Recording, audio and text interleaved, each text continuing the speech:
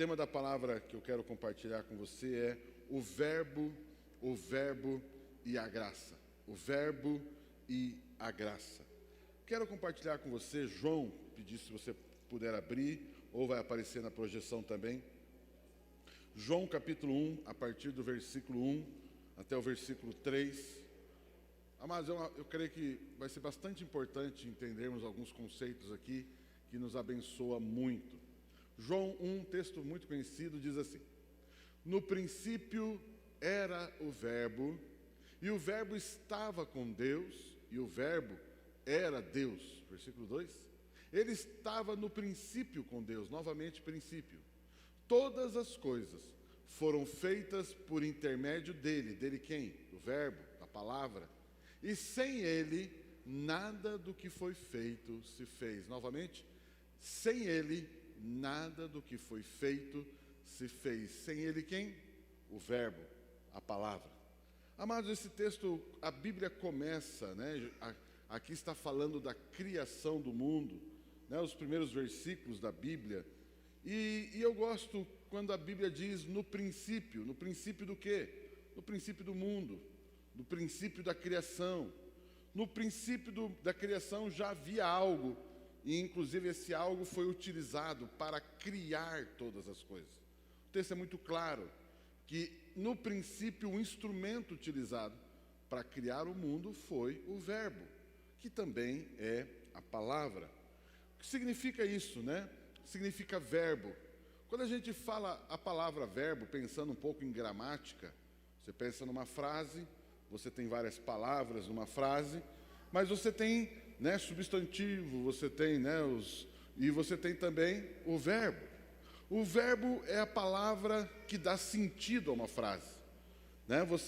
Quando você quer dar sentido, entender a razão daquela frase, comunicar alguma coisa, o verbo é o responsável principalmente, não só ele, mas ele dá o sentido. Por exemplo, ele foi, o verbo está no passado. Então está dando sentido que alguém foi em algum lugar, alguém foi até algum lugar.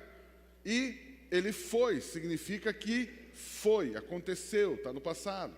Eu poderia dizer, ele irá, é a mesma ideia, de ir para algum lugar. Só que isso ainda vai acontecer. Ou ele está indo, e alguém está caminhando. Ou seja, o verbo te dá o sentido da frase. Alguém está indo de um lugar para outro, é a frase. Mas também dá sentido, também te dá localização. Ou seja, isso está no presente, isso está no passado, ou isso está no futuro.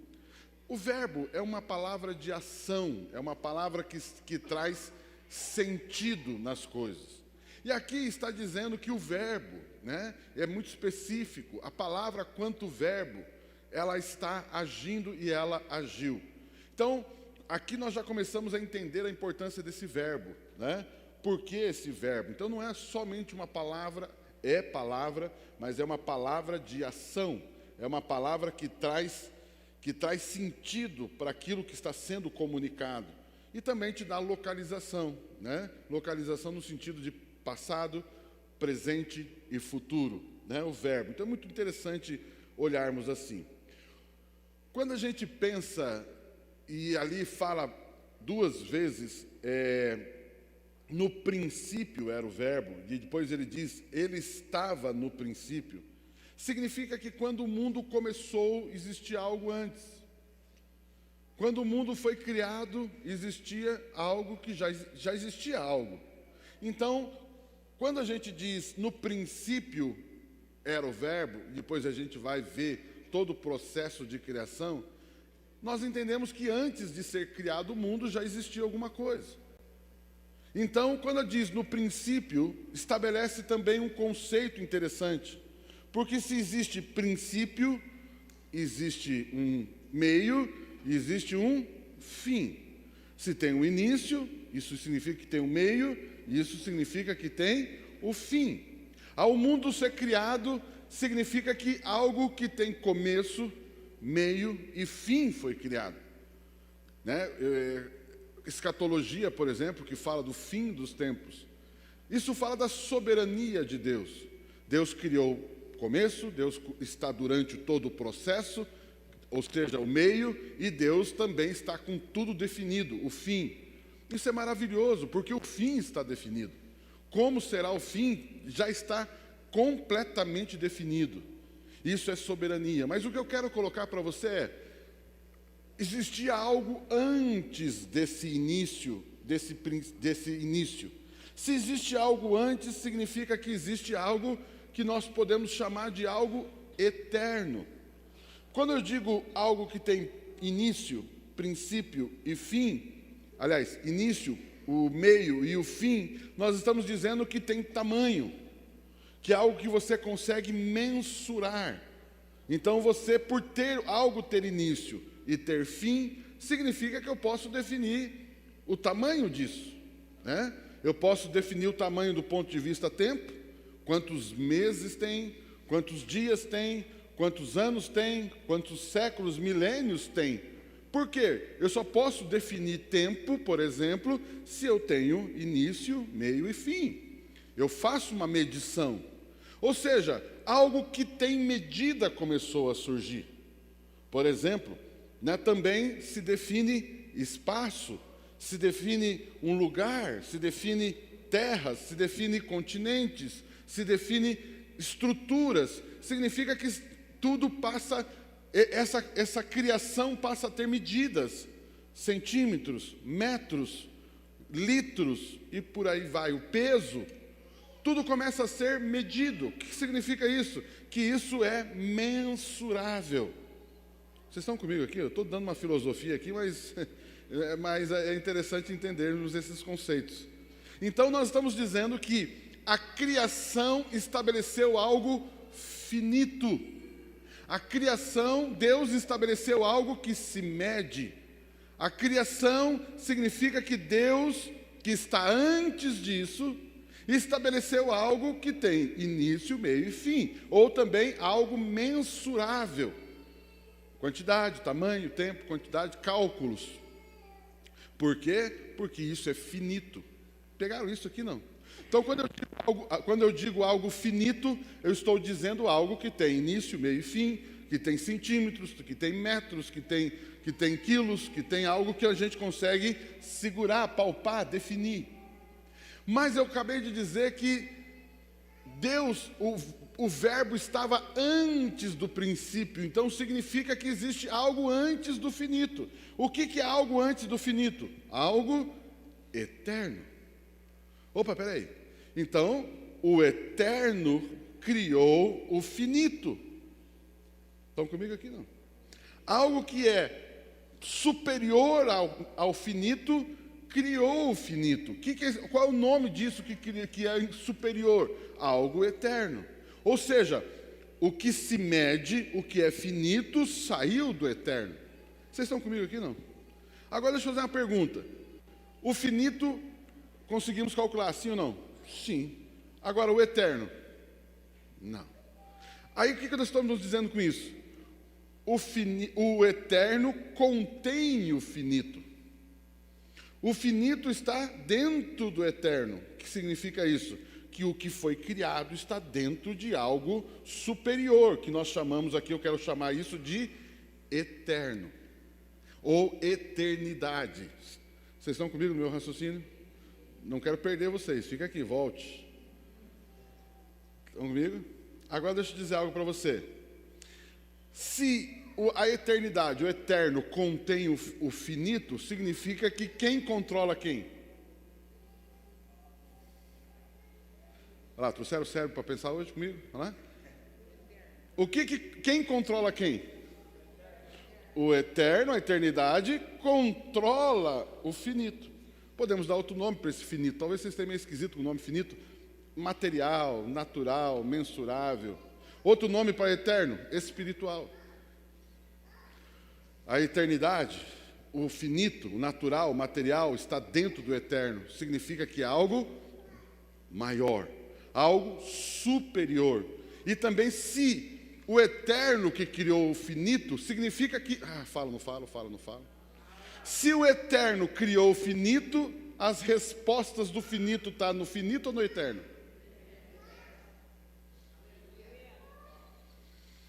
Quem define os padrões do finito, do material? O próprio finito ou o eterno? Uau! Vocês estão comigo aqui, né? Agora, o que estava lá, o que foi utilizado? Aliás, volta a pergunta. O que o eterno usou para criar o finito? No texto que nós lemos, pensa no texto. O que o eterno utilizou para criar o finito? O verbo. O verbo estava no princípio, ou seja, através do verbo, da palavra, tudo foi criado. Tudo o quê? O que é finito. Isso estabelece uma relação, um relacionamento, uma relação. O que significa isso? Lembra que nós falamos, eu perguntei? Quem contém quem? O eterno contém o finito. Quem criou o finito? O eterno criou o finito através de qual ferramenta? O verbo. Então significa que a forma do eterno se relacionar com o finito é através do verbo.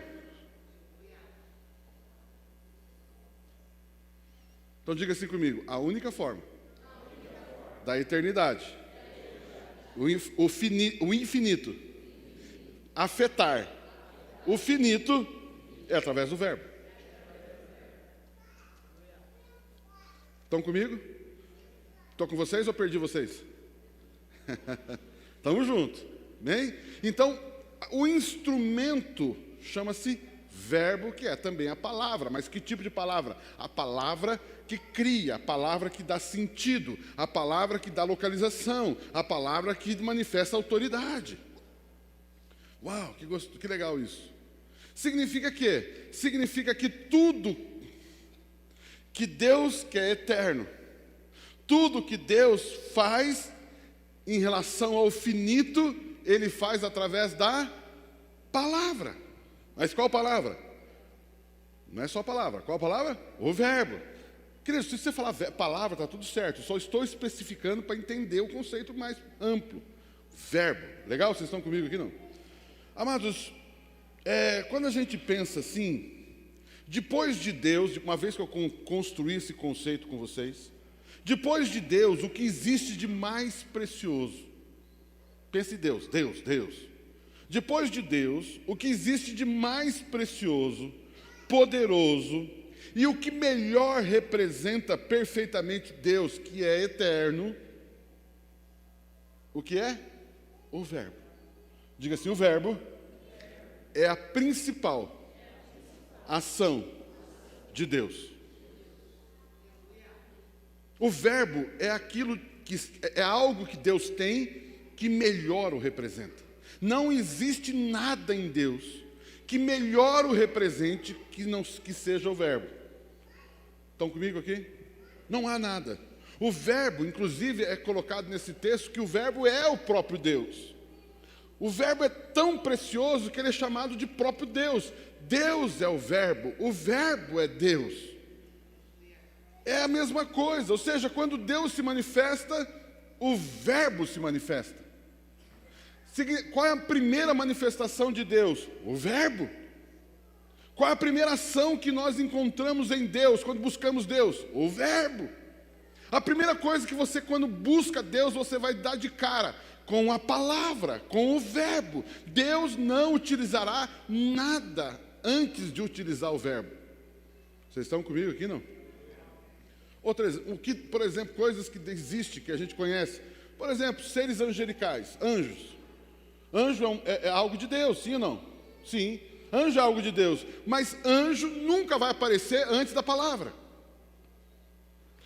Qualquer ação de Deus, a palavra precede. Sim ou não? Isso aqui é muito importante nós entendermos. O verbo é Deus, o verbo expressa também a Deus, e sempre que Deus se manifesta, a primeira coisa é Deus. O verbo é a palavra de Deus. Mas esse texto, é lógico, está falando de Jesus, não é verdade? Esse texto está falando de Jesus. No princípio era o verbo, e o verbo era Deus. Eu estou conceituando o verbo. Mas aqui o autor de João, de uma forma brilhante, considerando que é um pescador que escreveu isso. Se você está reclamando de filosofia, quem escreveu isso foi um pescador. Não desmerecendo a profissão de pescador, mas uma pessoa iletrada, uma pessoa que não estudou, uma pessoa que vivia sem estudos, que não tinha acesso a estudos. Ela teve a fala, ela falou isso, que hoje nós levamos séculos para tentar entender. Sabe o que significa isso? A sabedoria de Deus, a ação de Deus na vida de uma pessoa. O acesso à sabedoria não é uma coisa que você necessariamente estuda, isso é revelação. E eu estou trazendo isso aqui para você hoje. Amados, que coisa tremenda. O verbo aqui, ele está dizendo, é Jesus. Pegaram tudo que eu falei sobre o verbo? Agora troca verbo por Jesus. Qual é a maior expressão de Deus? A primeira expressão de Deus? O que melhor representa Deus? Ficou esquisito agora dizer que depois de Deus, a coisa mais importante que existe é Jesus, o Verbo de Deus. Oh, que coisa linda. Mas eu só estou aqui colocando as peças no tabuleiro para a gente começar a jogar. Nós nem começamos a jogar ainda, eu estou arrumando as peças no tabuleiro para a gente começar a pensar em mexer as peças. O verbo é antes de tudo. O verbo é antes do início. Estava no início, continua durante e estará no fim. O verbo estava no início, o verbo está no processo no meio e ele estará no fim. Quem é que vai dizer acabou? O verbo. Quem é o verbo? Jesus. Uau! Amados, diga assim comigo, a eternidade depende do verbo. O finito depende do verbo. O material depende do verbo. Agora deixa eu fazer um exercício aqui para ver se você entendeu bem. Quantos entenderam o que eu falei? Entenderam? Pelo menos me deram uma ideia, né? Deixa eu ver se você entendeu. Uma enfermidade, qualquer que seja, é algo finito ou eterno? Vou perguntar de novo. Tem certeza da resposta? Presta bem na resposta. Pense bem na resposta. A enfermidade, seja ela que for, que tipo que for, ela é algo finito ou eterno? Mas o que acabamos de dizer? Que o que é maior? O finito ou o eterno? Então quer dizer que o eterno é maior que a enfermidade. E por que você está com medo dela?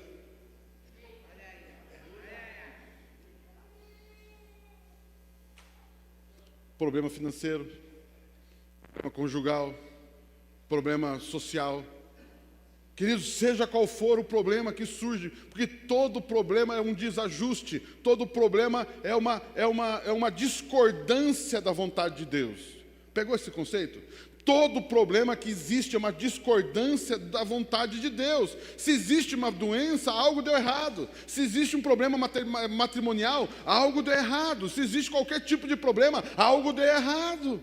Porque não era para ser assim, não foi planejado para ser assim, não é para ser assim, Deus nunca quis que fosse assim. Significa que aconteceu um caos, aconteceu um desarranjo, aconteceu um desacordo. E aí o que acontece? Isso cria um problema, mas ainda é algo finito.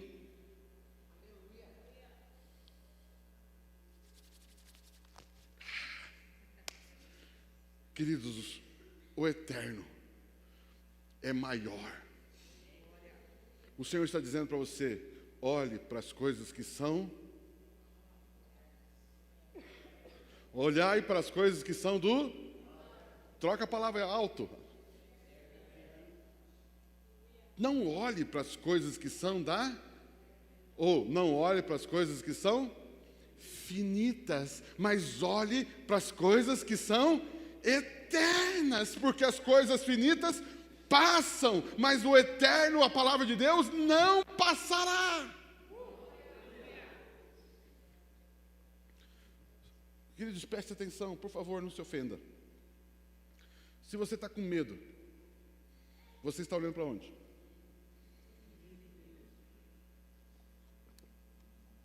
Se você está ansioso, está olhando para quê? Se você está com raiva, está olhando para quê? Eu acho que é impossível a resposta, tá? Mas pense em alguém que você tem raiva. Pensou? Não tem, pastor, eu não tenho raiva de ninguém. Aleluia, glória. Pense em alguém que você tem raiva, está triste, está magoado. Você está olhando para quê? E Deus só olha para ela de que jeito?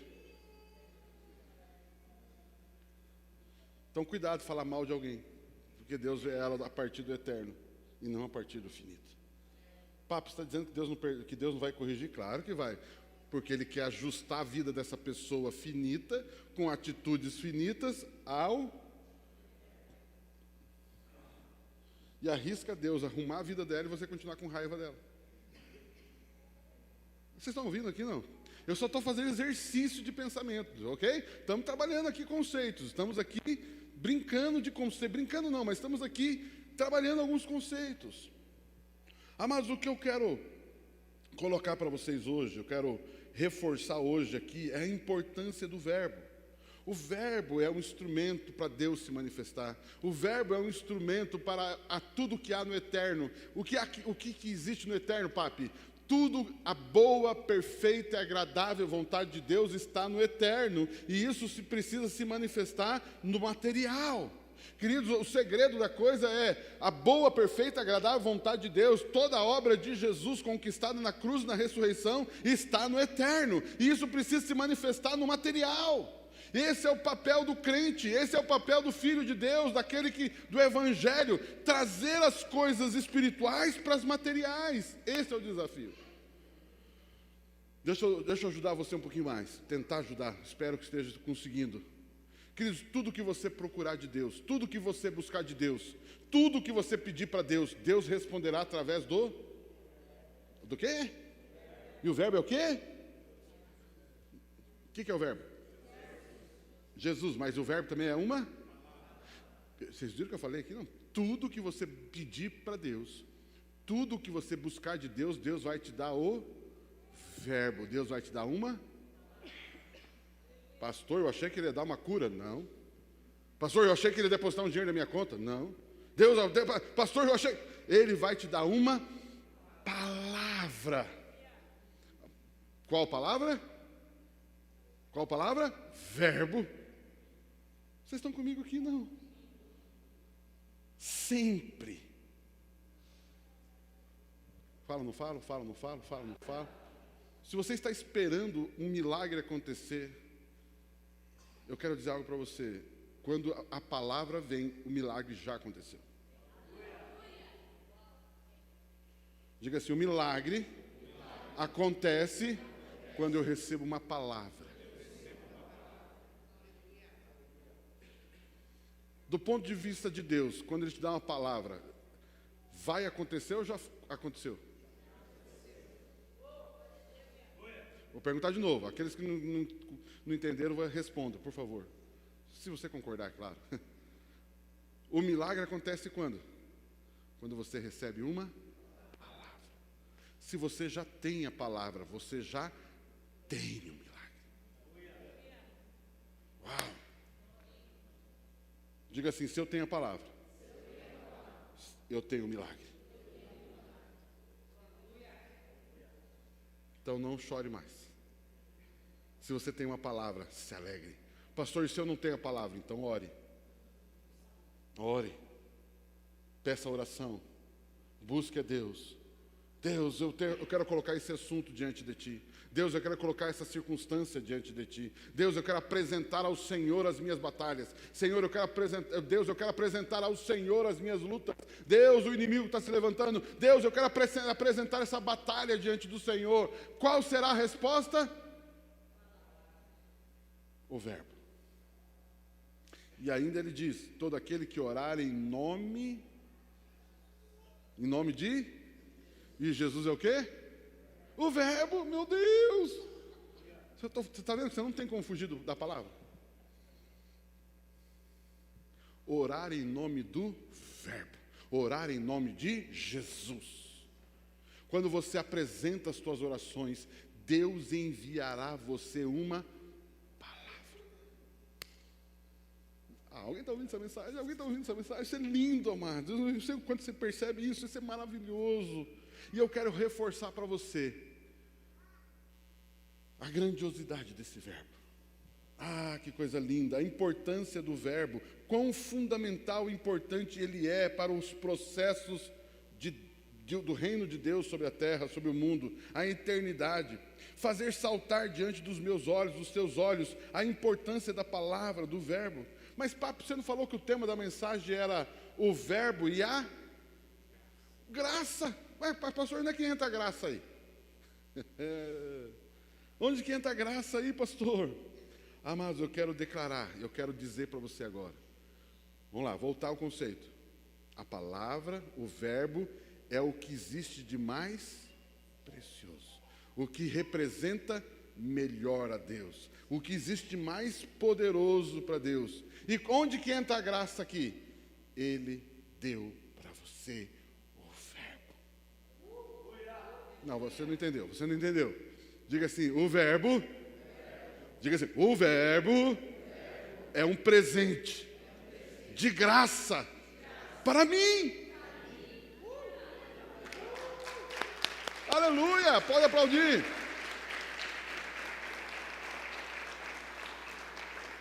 Queridos, tudo isso que eu falei agora é seu. Diga assim, eu possuo acesso ilimitado ao verbo. O verbo é Jesus, pronto, você tem Jesus. Ele é a sua salvação, Ele é o seu rei, Ele é o teu Senhor. Mas Jesus é o que também? O verbo. Significa que Ele também é a palavra. Palavra do quê? De ação. Palavra que liga a eternidade ao finito. Que faz a eternidade afetar, influenciar o finito. E isso é seu. E aí a pergunta, o que você fez para merecer isso? Quando você ganha uma coisa que você não fez nada para merecer isso, qual é o nome disso? Qual é o nome disso? Graça, presente. Sim ou não? Olha que coisa linda. Agora deixa eu ajudar você. Deixa eu fazer uma pergunta aqui.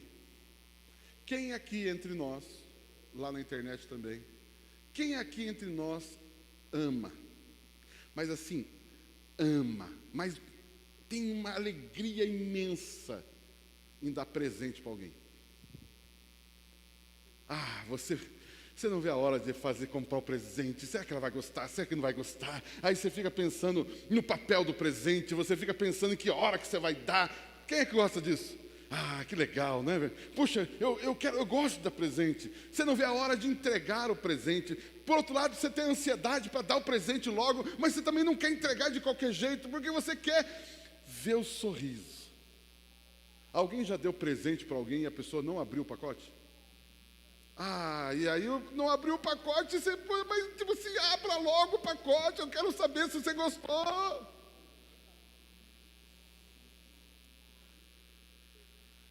Alguém já viu isso?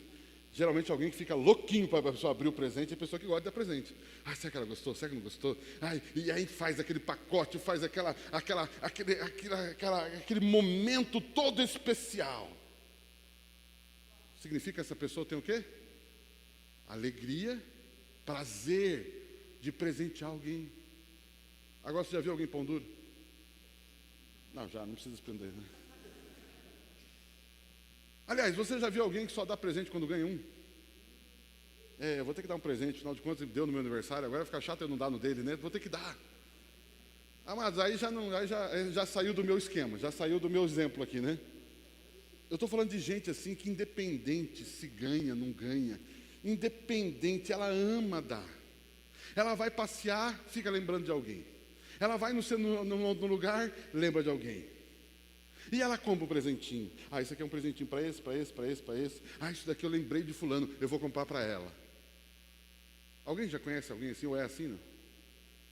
Deixa eu dizer algo para você. Coloca para mim Romanos capítulo 3, versículo 24. Eu vou mostrar para vocês alguém que é assim. Romanos 3, 24. Sendo justificados gratuitamente por sua... Cristo, entre nós, só que não é redundante? Como assim, gratuitamente pela graça? A pessoa chegar para alguém e falar assim, cara, eu vou dar um presente para você, tá? Ah, que legal, é de graça. Tem sentido falar isso? Como que você vai falar? Embora tem, né? Mas enfim, né? Embora tem. Como que você vai dizer para alguém assim, ei, eu estou te dando um presente, hein? Ó, de graça. Mas presente já não é de graça? No termo presente já não está embutido que não precisa pagar? Tá certo, tem gente que dá presente e tem um ganchinho assim, né? Tem gente que dá um presente e tem um anzol, né? Aquilo ali é impressionante, é que nem minhoca para peixe, tem um anzol lá dentro, né? Na hora que você morde aquele presente, pronto, ficou preso. Tem gente que dá presente com anzol. Ah, mas não é o meu exemplo. O meu exemplo é esse aqui, ó. Sendo justificado o quê? Gratuito. Então, pastor, mas por que Deus usou? Por que o Espírito Santo revelou para Paulo um texto redundante desse? Não, não é redundante. É exatamente a minha pergunta que eu fiz agora há pouco. Deus tem o maior prazer e a maior alegria em presentear você. Ah, você não fica feliz.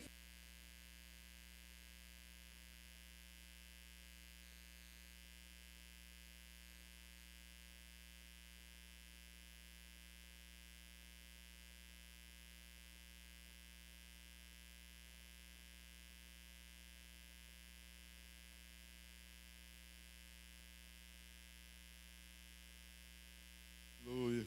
Aleluia. Pronto, foi. Amados, quando Deus ele cura alguém, ah, que alegria. Queridos, Deus tem prazer em abençoar a gente. Deus tem prazer em abençoar você.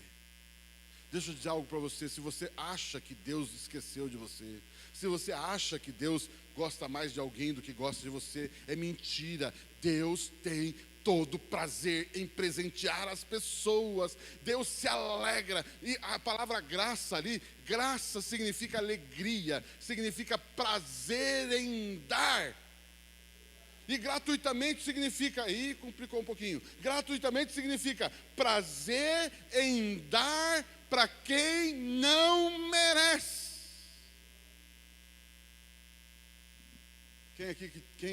Quem levantou a mão aqui dizendo que ama dar presente? Agora coloca uma pessoa jaguara. Coloca alguém ruim. O prazer foi para onde? Agora vocês estão entendendo a graça, né? Então o que seria o conceito de graça? Deus tem maior prazer e alegria em presentear alguém que não merece. Papi, mas como é que chega nisso? Amor.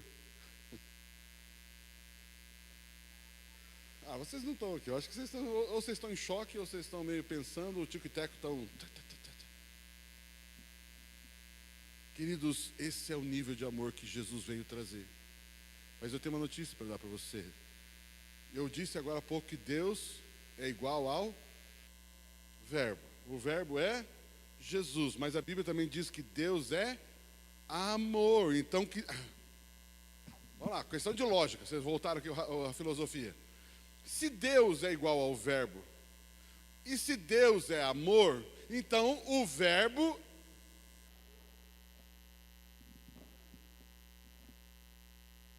eu vou perguntar de novo, vamos lá. Alguns ainda ficaram para trás. Se Deus é o Verbo, mas também Deus é o amor, logo, o Verbo significa que na palavra você vai encontrar Deus, na palavra você vai encontrar Jesus, na palavra você vai encontrar. Diga assim: a palavra é a perfeita manifestação de amor.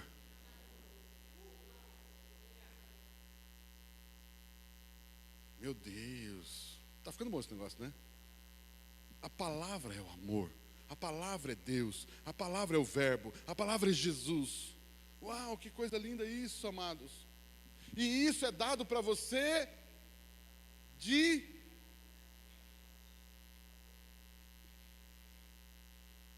Amados, por isso não tem como você dizer, eu pisei na bola, Deus não vai me abençoar. Eu pisei no tomate, Deus tá de mal de mim. Eu não estou andando muito bem aí nos caminhos do Senhor, então Deus me esqueceu. Mentira das trevas. Deus ama você. E Deus trata você pela graça. E Deus trata você através do amor. E usa o instrumento do verbo.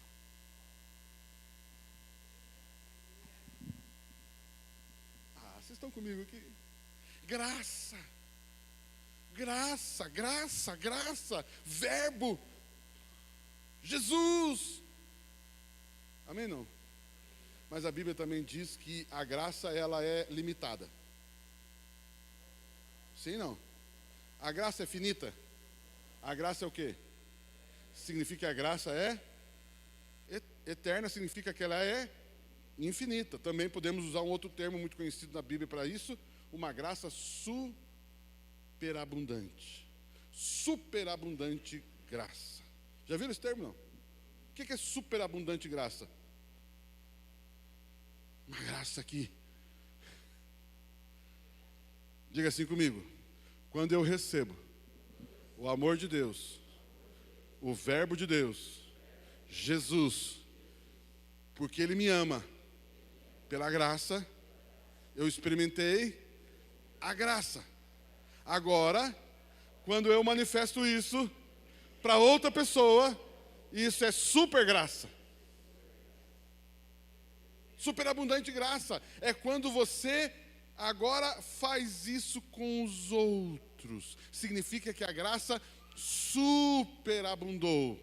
Superabundar é quando a graça afetou você de tal forma que isso gerou em você tratar as pessoas como você é tratado por Deus. Amém? Não? Vocês estão comigo aqui? Então, como é que você vai tratar as pessoas? Vendo elas como finito ou eternas? E se você vê as pessoas como eternas, qual o instrumento que você vai usar para usar com as pessoas?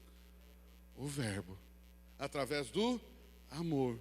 Então agora a graça, o amor me leva a tratar as pessoas pela graça. Isso significa que eu vou abençoar. Fala, não falo, fala, não falo, fala, não falo. Eu sei que você está com medo de eu falar o que eu vou falar, né? Significa você abençoar pessoas que merecem. Pessoas que você ama, só também, né? Mas, inclusive, pessoas que você...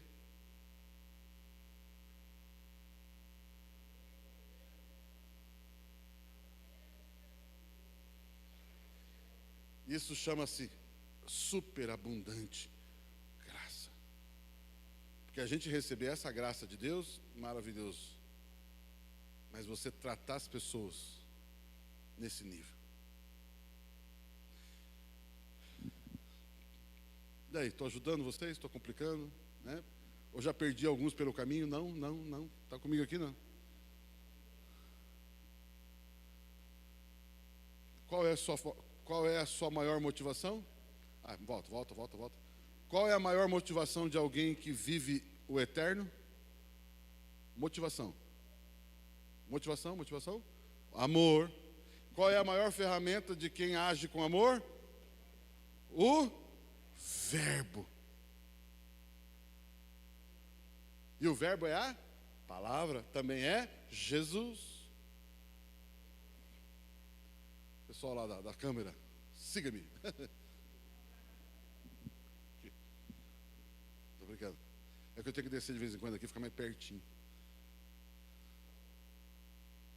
Amados, não falo. Não existe você dizer que ama alguém e não ministrar a palavra a ela.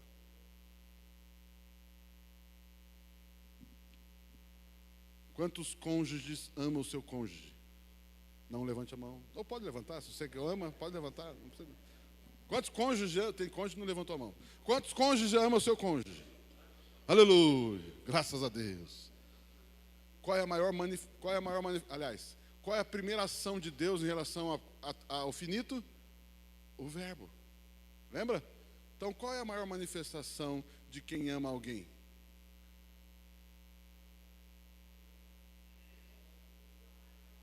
A palavra. Como é que você ama o seu marido? Ministre a palavra na vida dele. Como é que você ama a sua esposa? Ministre a palavra na vida dela. Como é que você ama os seus filhos? Ministre a palavra na vida deles, na vida delas. Como é que você ama o seu pai, sua mãe, pessoas que você ama? Ministre a palavra.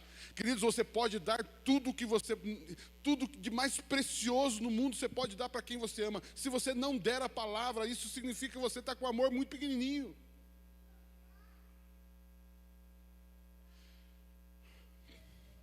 Diga assim, eu sou. Olha o que você vai falar, hein? Diga assim, eu sou um instrumento do amor de Deus para com o meu próximo. E a maior ferramenta para isso é a palavra.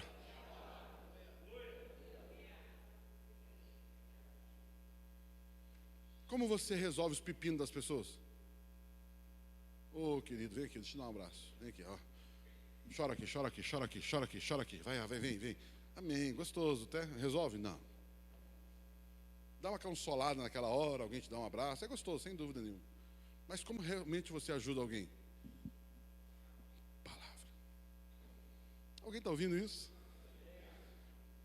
Põe o versículo 1, João 1,3 de novo. 1,3 de novo, olha lá. 1,3.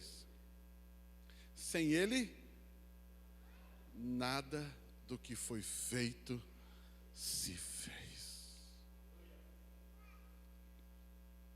Se você quer fazer alguma coisa por alguém, use a palavra, motivada pelo amor, pegando como critério de escolha para quem amar. Qual o critério de escolha para amar alguém? Qual o critério que você usa para amar alguém? Alguém que merece, alguém que é legal. Não, a graça. Então não escolha a quem amar.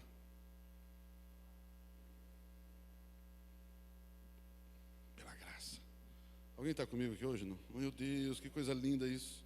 Amados, superabundante graça. Superabundante graça. Eu quero versículo 14, 1,14.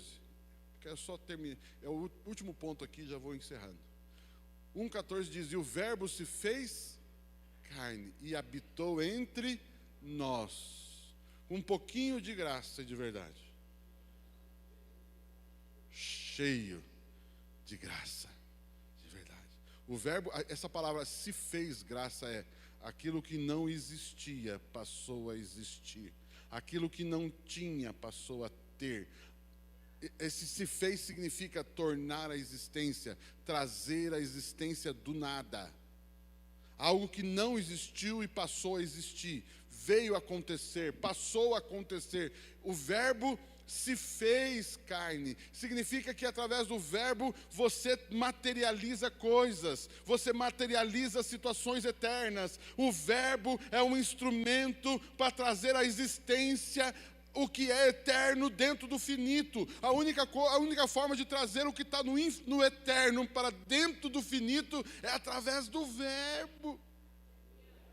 Por isso Jesus se fez carne. O verbo se tornou uma pessoa. Qual é o nome dessa pessoa?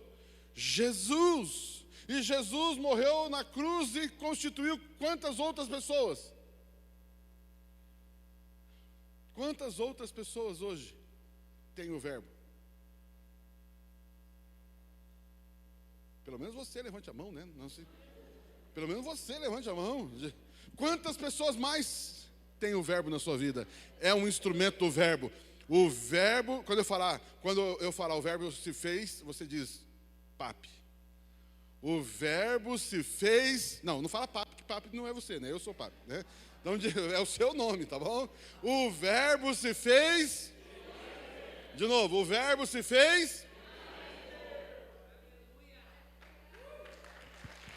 Aleluia.